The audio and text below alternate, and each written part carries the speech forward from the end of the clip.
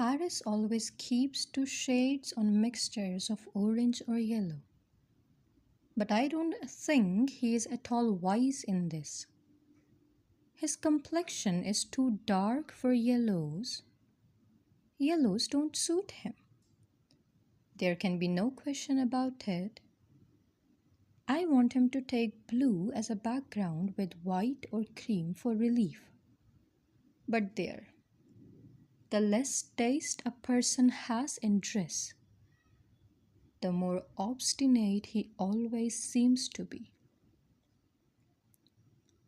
It is a great pity because he will never be a success as it is, while there are one or two colors in which he might not really look so bad with his hat on. George has bought some new things for this trip, and I am rather vexed about them. The blazer is loud. I should not like George to know that I thought so, but there really is no other word for it.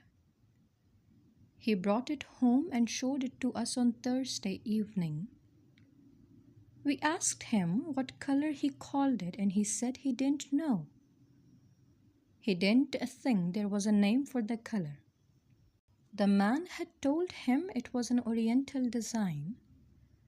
George put it on and asked us what we thought of it. Harris said that, as an object to hang over a flower bed in early spring to frighten the birds away, he should respect it, but that, considered as an article of dress for a human being, expect a Margate nigger.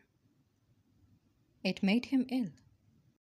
George got quite huffy, but as Harris said, if he didn't want his opinion, why did he ask for it?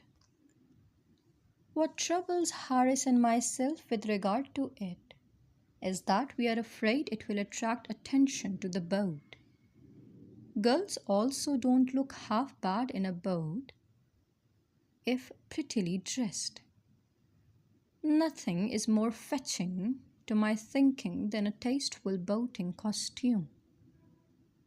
But a boating costume?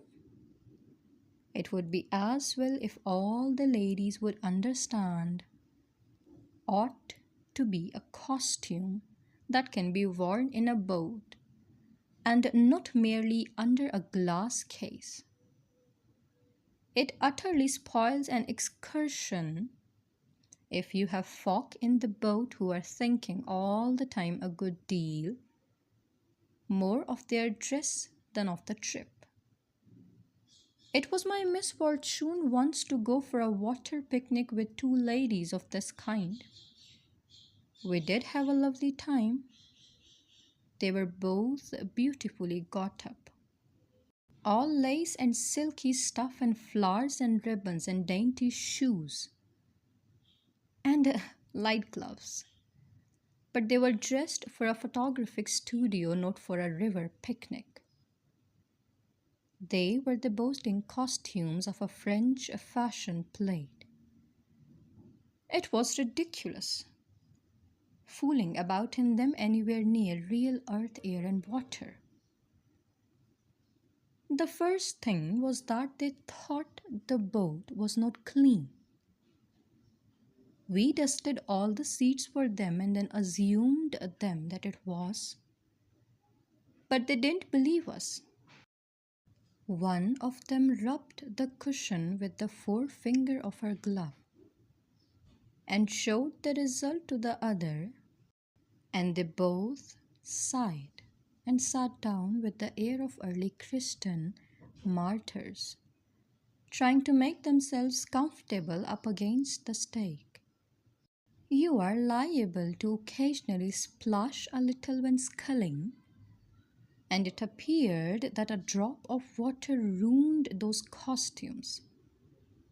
The mark never came out and a stain was left on the dress forever. I was struck. I did my best.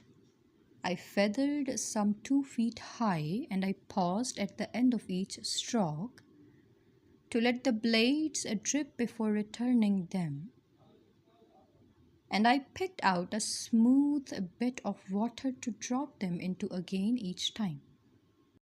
Bo said after a while that he did not feel himself a sufficiently accomplished oarsman to pull with me, but that he would sit still if I would allow him and study my stroke. He said it interested him, but notwithstanding all this, and try as I would, I could not help an occasional flicker of water from going over those tresses.